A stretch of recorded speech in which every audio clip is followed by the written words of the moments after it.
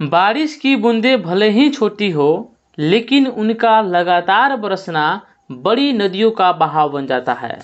वैसे ही हमारे छोटे छोटे प्रयास भी जिंदगी में बड़ा परिवर्तन ला सकते हैं। तो आइए दोस्तों, आज हम फिर से लेकर आए हैं आप लोग के सामने क्लास 10th अध्याय 10 यानी लाइट चैप्टर के कुछ इम्पोर्टेंट बातें, जिसको बगैर जाने आप एग्जाम में सफलता हासिल नहीं कर सकते हैं। देखिए, केवल ऑब्जेक्टिव क्वेश्चन और अभ्यास के क्वेश्चन को कर लेने से आपको 80 में 77-78 नंबर नहीं आ सकते हैं। मैं दावे के साथ कह सकता हूं। इसके लिए आपको किताब के अंदर जितने भी इम्पोर्टेंट बातें हैं उसको जानना बहुत ज़रूरी है। आइए हम देरी नहीं करते हुए अपनी क्लास को शुरू करते हैं। शुरू करने से पहले यदि आप मेरे चैनल पे पहली बार आए हैं तो प्लीज़ इस चैनल को सब्सक्राइब जरूर कीजिएगा। इस चैनल पे क्लास 10th के संपूर्ण विषयों को पढ़ाया जाता है। चलिए हम शुरू करते हैं। यहाँ देखिए, जो रेड कलर से लिखा गया है कि समतल दर्पण पर लंबवत यानी सीधे लंबवत पड़ने वाली प्रकाश की जो किरण है वो परावर्तन के बाद उसी पथ पर वापस लौट जाती है। मूर्ति नहीं है, समतल दर्पण पे जब पड़ेगी तो एकदम सीधे निकल जाएगी। तो क्वेश्चन पूछता है कि किस प्रकार के दर्पण में प्रकाश पड़ने पर वो लंबवत निकल जाती है। तो याद रखिएगा, समतल दर्पण।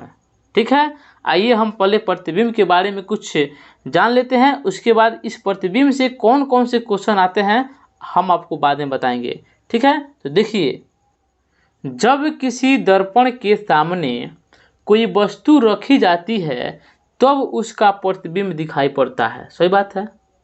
जब हम आईना में अपना चेहरा देखते हैं तभी ना हमारा चेहरा दिखाई देता है। वस्तु के विभिन्न बिंदुओं से प्रकाश की किरणें दर्पण पर पड़ती है। मतलब क्या होता है, हमारा चेहरा आखिर दर्पण में क्यों दिखा? क्योंकि हमारे चेहरे पर पड़ने वाले प्रकाश की जो किरणें है ना, उसका रिफ्लेक्शन हुआ, परावर्तन हुआ, जो कि दर्पण पे पड़ा।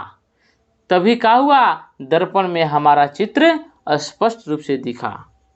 ये परावर्तित किरणें या तो किसी बिंदु पर मिलती है या फिर किसी बिंदु से आती हुई प्रतीत होती है। इन दोनों बातों को बारीकी से समझने का प्रयास कीजिए। बिंदु पर मिलती है तो वास्तविक प्रतिबिंब बनाती है, लेकिन मिलती हुई प्रतीत होती है ना, वो आभासी प्रतिबिंब बनाती है। आगे हम इसकी चर्चा करेंगे। देखिए, यहाँ देखिए, परिभाषा है किसका? प्रतिबिंब का। ये किसी बिंदु स्रोत से, किसी भी बिंदु स्रोत, बिंदु स्रोत का मतलब क्या हुआ? जैसे सूर्य हो गया, सूर्य से क्या मिल रहा है? प्रकाश मिल रहा है।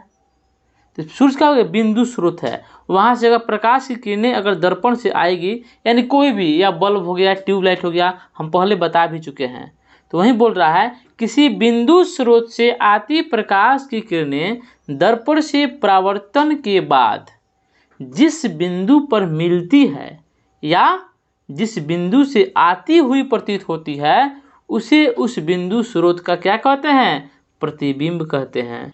यहाँ पे हमें दो बातें मिली कि परावर्तन के बाद जिस बिंदु पर मिलती है या जिस बिंदु से आती हुई प्रतीत होती है। इन दोनों बातों से ही हमको इसका दो प्रतिबिंब प्राप्त होते हैं, एक वास्तविक प्रतिबिंब और एक आभासी या काल्पनिक प्रतिबिंब। तो वास्तविक प्रतिबिंब को इंग्लिश में क्या कहते हैं? Real image. आभासी को क्या कहते हैं? Virtual image.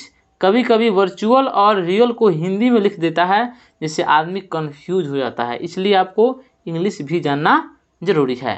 तो आइए देखते हैं कि आखिर वास्तविक प्रतिबिंब क्या है। वास्तविक प्रतिबिंब किसी बिंदु स्रोत से आती प्रकाश की किरणें दर्पण से परावर्तन के बाद जिस बिंदु पर वास्तव में मिलती है, यानी हमें आंखों से दिखाई देती है कि वो स्पष्ट रूप से मिल गई है, उसे क्या कहते हैं? वास्तविक प्रतिबिंब कहते हैं। यहां से आपको दो क्वेश्चन एग्जाम हॉल में मिलेगा। कैसे मिलेगा बताते हैं। देखिए पहले, अतः वास्तविक प्रतिबिंब को पर्दे पर प्राप्त किया जा सकता है। क्वेश्चन पूछेगा कि किस प्रकार के प्रतिबिंब को पर्दे पर प्राप्त किया जा सकता है? वास्तविक, आभासी, कुछ बोल देगा। तो हमको याद होना चाहिए कि वास्तविक प्रतिबिंब को हम लोग पर्दे पर प्राप्त कर सकते हैं। एक और ही बात कि वास्तविक प्रतिबिंब वस्तु के अपेक्षा क्या होती है, उल्टा होती है, हमेशा उल्टा होती है, याद रखिएगा। ये भी क्वेश्चन पूछता है। अब आइए आभासी प्रतिबिंब।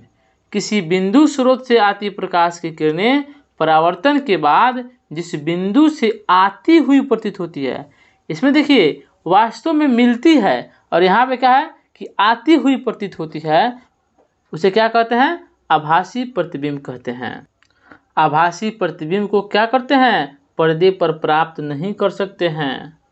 इसका और ये खास बात है कि आभासी प्रतिबिंब वस्तु की अपेक्षा हमेशा सीधा होता है। यहाँ से 4 क्वेश्चन बनेंगे कि वास्तविक प्रतिबिंब को पर्दे पर प्राप्त किया जा सकता है, आभासी प्रतिबिंब को पर्दे पर प्राप्त नहीं किया जा सकता है, और आभासी प्रतिबिंब को क्या है, वस्तु की अपेक्षा सीधा होती है, और वास्तविक प्रतिबिंब क्या होती है, वस्तु की अपेक्षा हमेशा उल्टा होती है। एक बात और ध्यान रखना है कि आती हुई प्रतीत का मतलब क्या होता है कि उसे बिंदु से दिखाते हैं हम लोग, यानी जहाँ भी बात आ जाए कि आती हुई प्रतीत होती है, आभासी है, उसको क्या करते हैं हम लोग, सदा बिंदु से दिखाते हैं। देखिए ना, द्रष्टव्य में लिखा है कि आभासी प्रतिबिंबों को सदा बिंदुओं से या टूटी रेखाओं से हम लोग दिखाते हैं। ठीक है, आइए कुछ इंपॉर्टेंट क्वेश्चन की बात कर लेते हैं। चलिए देखिए, वास्तविक प्रतिबिंब पर्दे पर प्राप्त किया जा सकता है, अभी बताए हैं, जबकि आभासी प्रतिबिंब को पर्दे पर प्राप्त नहीं किया जा सकता है। वास्तविक प्रतिबिंब वस्तु की अपेक्षा हमेशा उल्टा होती है, जबकि आभासी क्या होती है, सीधा होती है। समतल दर्पण में वस्तु की दूरी तथा प्रतिबिंब की दूरी क्या होती है, हमेशा बराबर होती है। यहाँ से 4 क्वेश्चन बुझिए कि आपका पक्का हो गया। इसे आप नोटबुक में जरूर लिख लीजिएगा। तो चलिए हम चलते हैं, आज के लिए इतना ही, कल मिलते हैं फिर। जय हिंद, जय भारत।